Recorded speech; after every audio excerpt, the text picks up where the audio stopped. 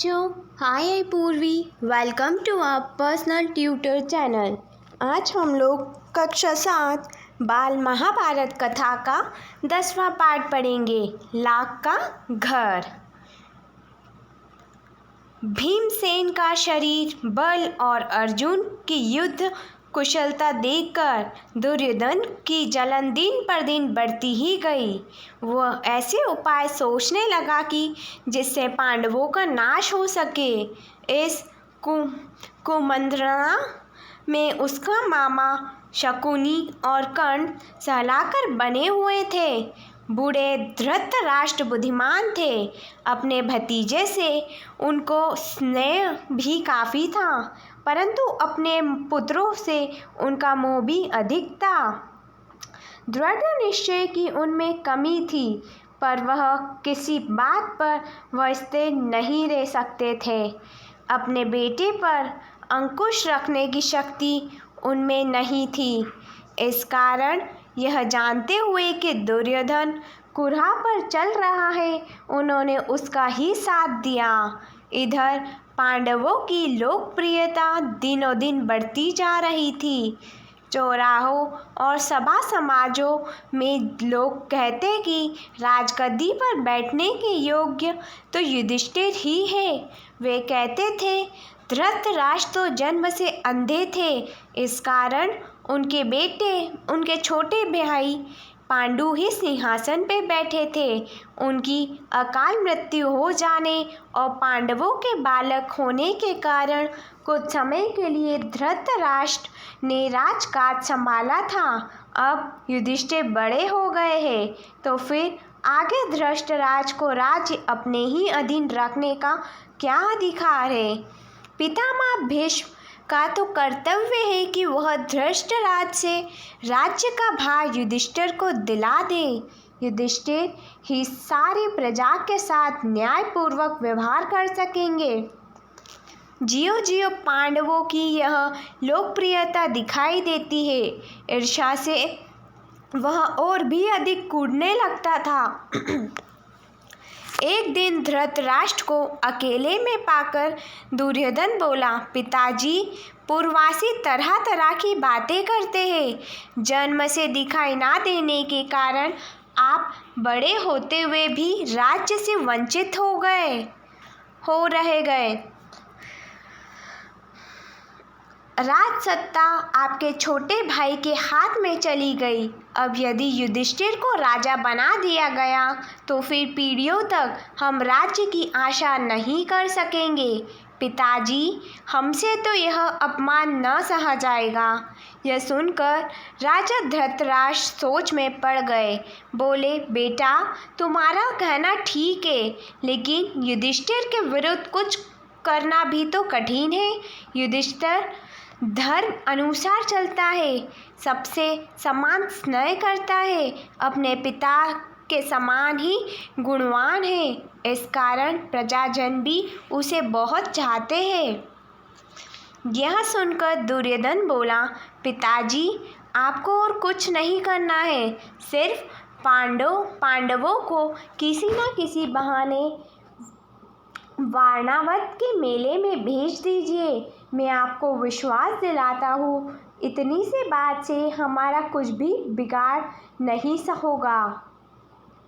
इस बीच अपने पिता पर और अधिक दबाव डालने के इरादे से दुर्योधन ने कुछ कूटनीतिज्ञों को अपने पक्ष में मिला लिया। वे बारी बारी से धृतराष्ट्र के पास जाकर पांडवों के विरुद्ध उन्हें उकसाने लगे। इनमें कणिक नाम का ब्राह्मण मुख्य था, जो शकुनी का मंत्री था। उसने धृतराष्ट्र को राजनीतिक चालों का भेद बताते हुए अनेक उदाहरणों एवं प्रमाणों से अपनी दलीलों की पुष्टि की। अंत में बोला, राजन, जो ऐश्वर्यवान है वही संसार में श्रेष्ठ माना जाता है। यह बात ठीक है कि पांडव आपके भतीजे हैं, परंतु वे बड़े शक्ति संपन्न भी हैं। इस कारण अभी से चौकन्ने हो जाइए। आप पांडु पुत्र से अपनी रक्षा कर लीजिए, वरना पीछे पछताइएगा। कर्ण की बातों पर धृतराष्ट्र विचार कर रहे थे कि दुर्योधन ने आकर कहा, पिताजी, अगर आप किसी तरह पांडवों को समझाकर वारणावत भेज दे तो नगर और राज्य पर हमारा शासन पक्का हो जाएगा। फिर पांडव बड़ी खुशी से लौट सकते हैं और हमें उनसे कोई खतरा नहीं रहेगा। दुर्योधन और उसके साथी धृतराष्ट्र को रात दिन इसी तरह पांडवों के विरुद्ध कुछ न कुछ कहते सुनाते रहते और उन पर अपना दबाव डालते रहते थे। आखिर धृतराष्ट्र कमज़ोर पड़ गए और उनको लाचार होकर अपने बेटों की सलाह माननी पड़ी। दुर्योधन के पृष्ठपोषकों ने वारणावत की सुंदरता और खूबियों के बारे में पांडवों को बहुत ललचाया। कहा कि वारणावत में एक भारी मेला होने वाला है जिसकी शोभा देखते ही बनेगी। उनकी बातें सुनकर खुद पांडवों को भी वारणावत जाने की उत्सुकता हुई। यहाँ तक कि उन्होंने स्वयं आकर धृतराष्ट्र से अब वहाँ जाने की अनुमति मांगी। धृतराष्ट्र की अनुमति पाकर पांडव बड़े खुश हुए और भीष्म आदि से विदा लेकर माता कुंती के साथ वारणावत के लिए रवाना हो गए। पांडवों के चले जाने की खबर पाकर दुर्योधन की खुशी की तो सीमा ना रही। वह अपने दोनों साथियों कर्ण और शकुनी के साथ बैठकर पांडवों तथा कुंती का काम तमाम करने का उपाय सोचने लगा।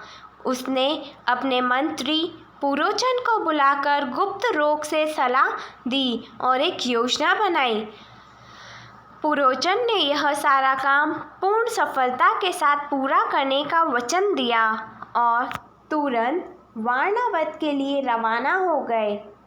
एक शीघ्रगामी रथ पर बैठकर पुरोचन पांडवों से बहुत पहले वारणावत जा पहुंचा। वहां जाकर उसने पांडवों के ठहरने के लिए सन, घी, मोम, तेल, लाख, चर्बी आदि जल्दी आग पकड़ने वाली चीज़ों को मिट्टी में मिलाकर एक सुंदर भवन बनवाया।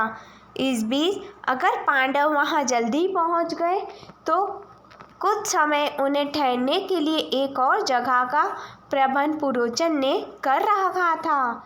दुर्योधन की योजना यह थी कि कुछ दिनों तक पांडवों को लाख के भवन में आराम से रहने दिया जाए और जब वे पूर्ण रूप से निशंक हो जाए तब रात में भवन में आग लगा दी जाए, जिससे पांडव तो जलकर भस्म हो जाए और कौरवों पर भी कोई दोष ना लगा सके।